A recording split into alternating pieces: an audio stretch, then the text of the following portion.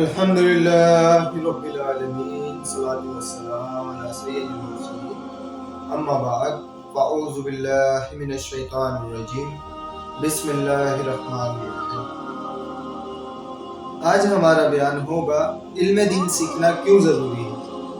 حضرت معاذ بن جبل رضی اللہ تعالیٰ عنہ سے روایت ہے کہ رسول اکرم نور مجسم حضرت محمد مصطفیٰ صلی اللہ علیہ وسلم نے ارشاد فرمایا، علم حاصل کرو۔ اللہ تعالیٰ کی رضا کے لیے علم حاصل کرنا خوف خدا ہے، علم کی تلاش عبادت ہے، علم کی تکرار یعنی سبق یاد کرنے کے لیے بار بار پڑھنا تسبیح ہے، بے علم کو علم سکھانا صدقہ ہے، علم کو اس کے اہل پر خرچ کرنا نیکی ہے، علم سے حلال و حرام کی پہچان ہوتی ہے، علم اہل جنت کے راستے کا نشان ہے، علم باعث راحت ہے، علم رفیق سفر ہے، علم تنہائی کے راستے کا ساتھی ہے، علم تنگ دستی اور خوشحالی میں رہنمائی ہے،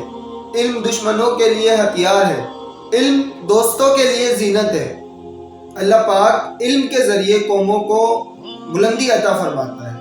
اللہ پاک علم کے ذریعے قوموں کو امام بنا دیتا ہے، پھر اس کی پیروی کی جاتی ہے، علماء کی رائے کو حرف آخر سمجھا جاتا ہے، فرشتے علماء کی دوستی میں رغبت کرتے ہیں، علماء کے لیے خشک و تر یہاں تک کہ سمندر میں مچھلیاں اور خشک زمین کے جانور بھی دعائیں مغفرت کرتے ہیں۔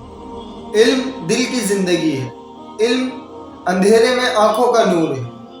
علم کے ذریعے بندہ اولیاء کرام کی منزل کو پا لیتا ہے، علم عمل کا امام ہے، عمل علم کے تابع ہے، خوش نصیبوں کے دلوں میں علم کو ڈال دیا جاتا ہے جبکہ بدبختوں کو علم سے محروم کر دیا جاتا ہے۔ بات یہ آ جاتی ہے کہ علم دین ہی سیکھنا کیوں ضروری ہے۔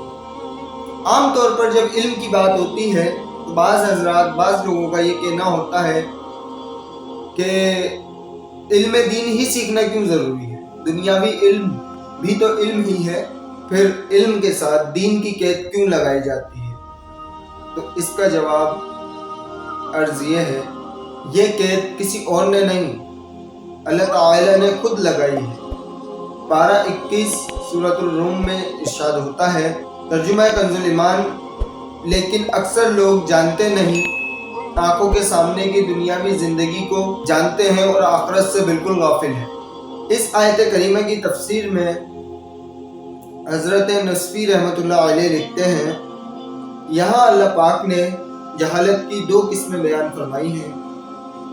پہلی تو یہ کہ ایک بندہ کچھ بھی نہ جانتا ہو، نہ اس کو دنیاوی علم ہو نہ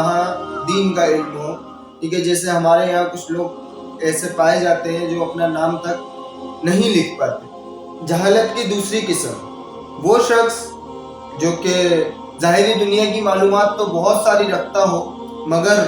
آخرت سے بالکل غافل ہے، اسے اگرچہ ان پڑھ نہ کہا جا سکے البتہ وہ بھی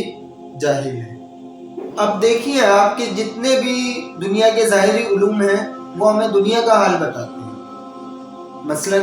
ریاضی میں میتھ میں ہمیں کیلکولیشن سکھائی جاتی ہے، فزکس یعنی طبیعیات مادہ میٹر کے بارے میں معلومات دیتا ہے،